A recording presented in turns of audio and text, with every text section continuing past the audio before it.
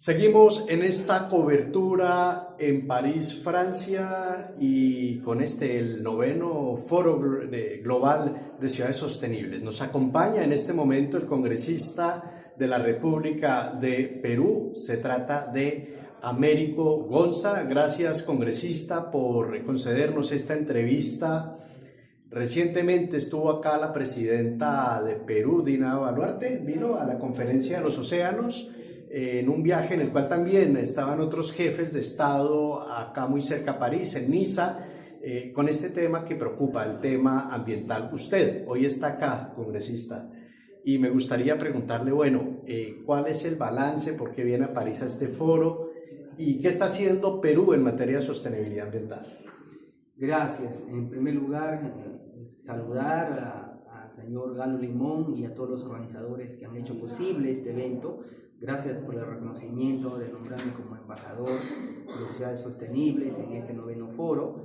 Mire, el Perú enfrenta graves riesgos con desastres naturales, sequías y inundaciones. Hay que acordarse que Perú es uno de los países afectados por el fenómeno del Niño, que es un fenómeno recurrente, natural, que viene de siglos atrás. El Perú en ese sentido lo que está haciendo, bueno, de lo que nos toca de nuestra labor legislativa, estamos apostando por el tema de la agricultura, que son los más afectados cuando pasan este tema de las sequías, afectados a la agricultura, inundaciones, afectados a la agricultura. Sí, de merced lo que le pasa a los otros sectores también, por supuesto, el transporte y la economía en su conjunto.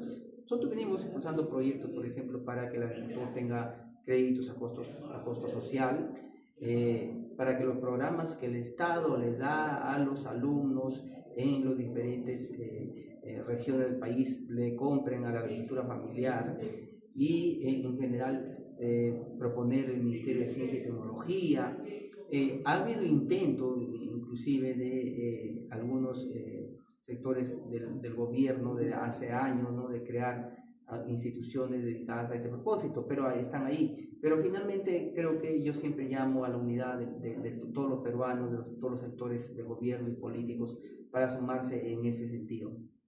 Ya viene la Cumbre Mundial de Gobernabilidad y Democracia de la Organización Democrática Mundial, y se habla del tema de gobernabilidad, de estabilidad democrática en América Latina. En Perú se han generado episodios como el reciente episodio del presidente Pedro Castillo, y acá en París la comunidad internacional se pregunta: ¿existe estabilidad democrática y política en Perú? No, fíjese que como historiador también, aparte de ser abogado, hemos estudiado este fenómeno del tema de la gobernabilidad en el Perú, ¿no? Este es un fenómeno que no es de ahora, es un fenómeno que viene desde la colonia, cuando los españoles fueron expulsados del Perú y las fuerzas políticas hasta ahora no han podido ponerse de acuerdo.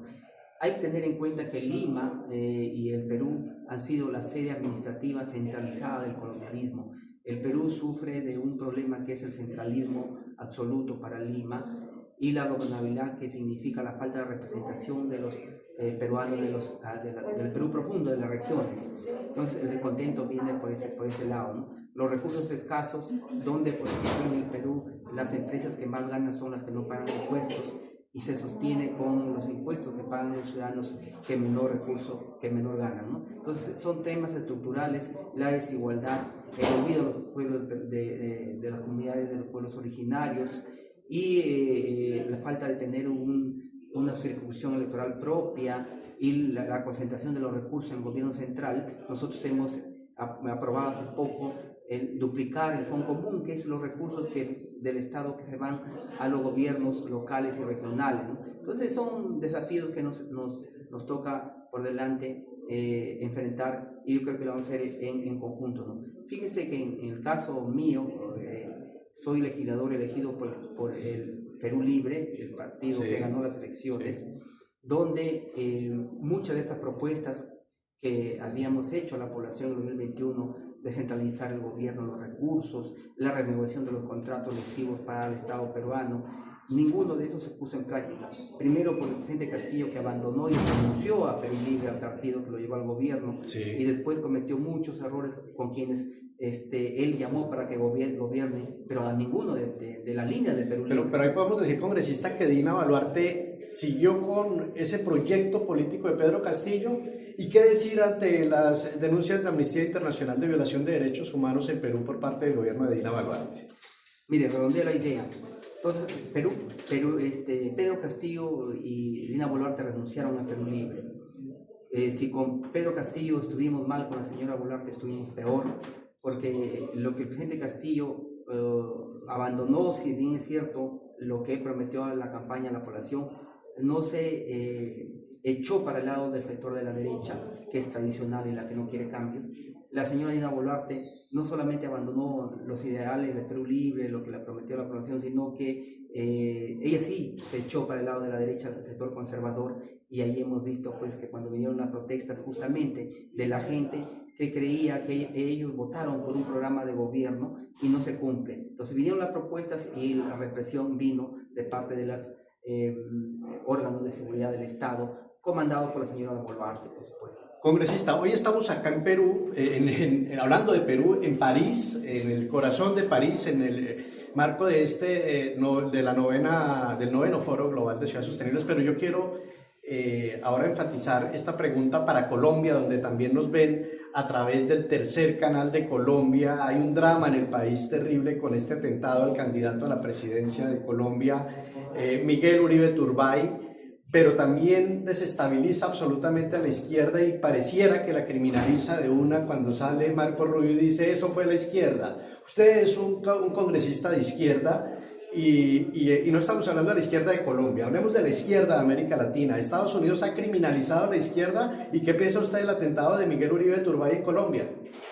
Mire, es curioso porque siempre que se dan las elecciones en algún país de Latinoamérica y la izquierda gana, siempre los sectores conservadores de la extrema derecha generan atentados a través de grupos delincuenciales que ellos controlan para culpar justamente a la izquierda, ¿no? Esto no es de ahora, ¿no? Nosotros lo hemos estudiado, como le menciono, soy historiador, y lo que hemos visto que por parte del capitalismo salvaje que lidera Estados Unidos, existe esta suerte de culpar a la izquierda de todos los males cuando la izquierda nunca ha gobernado aún en Latinoamérica, o cuando ha habido intentos de ganar las elecciones han sido derrocados, ¿no? O han sido de una petardeados o saboteados estos gobiernos. Entonces fíjese, Pedro Castillo ganó, en donde ya ahora se inclusive dilucidado que estuvo la embajadora americana detrás de sacar a Castillo. Que esto es como un golpe de Estado. Hay un golpe de Estado, obviamente, sí. Y ya inclusive los archivos desclasificados de la CIA han sacado a las pruebas que desde Allende y otros, no solamente en Latinoamérica, sino a nivel mundial, la CIA ha estado involucrada en todo este tipo de acontecimientos. Nada raro, o sea, ¿la CIA podría estar involucrada en lo de Miguel Turbay? También, fíjese que los grupos terroristas que se han generado en Latinoamérica han sido financiados por inclusive ONGs que han respondido a otros intereses, ¿no? Hubo un canciller con el presidente Castillo que manifestó que su investigación había determinado que la CIA había estado involucrada desde mucho antes en la conformación inclusive de grupos terroristas para desestabilizar los países, para que los países se entretengan en solucionar sus problemas de criminalidad y delincuencia y vengan a los recursos naturales o a los precios regateados a precios muy bajos de los que normalmente podríamos esperar. Pero entonces, congresista, ¿qué hacer? El presidente Petro propone que se haga un bloque, una unidad latinoamericana y un bloque con más fuerza. La Comunidad Andina de Naciones, digamos que es un bloque económico, pero la propuesta de Petro es distinta. Usted como congresista de Perú, acá en París, hoy en este evento, ¿cuál sería el mensaje para los televidentes que nos ven no solo en Colombia, sino en toda América, en América Latina, en torno a ese bloque y a esa unidad latinoamericana? ¿Cómo se puede construir? Mire, ese es un sueño latinoamericano que lo tenemos desde Bolívar, ¿no? Él hablaba de la patria grande, ¿no? Para hacerle frente a los bloques norteamericanos y al bloque europeo. Y es algo que no hemos podido construir porque justamente nos sabotean cuando hay un intento de unidad los intereses mundiales para poder desestabilizar y evitar que nos unamos, ¿no?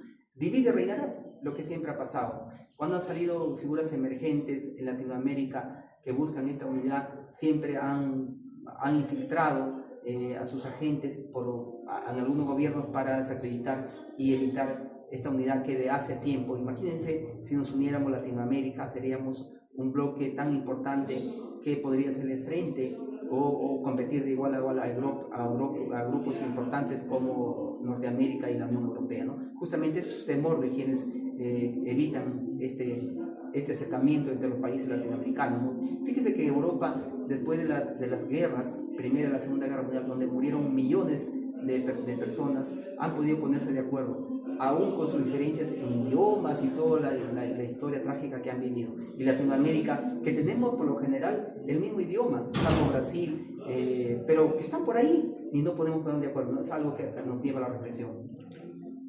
Última pregunta, congresista, porque usted ya tiene que partir. Yo quiero preguntarle, Vargas Llosa, que recibió además acá en Francia, fue reconocido en la Real Academia. ¿Qué piensa usted de Vargas Llosa? Que además falleció hace poco, ¿no? Acá en París, ¿usted qué piensa de Vargas Llosa? Mire, nosotros reconocer, ¿no? Ha sido un premio Nobel peruano al que hay que darle los méritos correspondientes, reconocido mundialmente por su literatura, por su pluma, por su libro, ¿no? Él en sus años mozos fue de izquierda, y como todo joven, en sus buenos años. En sus buenos años, sí, efectivamente. Pero luego cuando ya él a su senitud, a su vejez cambió y se volvió una persona muy recalcitrante de la ultraderecha, cosa que no entendemos, ¿no? Pero esas cosas que pasan, ¿no? Más allá de eso, obviamente nosotros nos conforta, y ojalá tuviéramos más premio Nobel, no solamente en literatura, y que es algo que nos falta en la ciencia y la tecnología también en el Perú, que es un país que no tiene un ministerio de ciencia y tecnología. Nosotros estamos impulsando, por ejemplo, la creación de ese ministerio, ¿no? Cosa que, como hemos visto ahora en el foro, la ciencia y la tecnología que deben ir de la mano para sacar adelante a los países. Congresista Américo Gonza, gracias por esta entrevista para América Latina y para el mundo. Soy Daniel Mejía Lozano, corresponsal desde París, Francia, y esta entrevista hace unas revelaciones importantes, así que seguimos conectados acá, desde París, desde Francia. Perfecto. Congresista, regáleme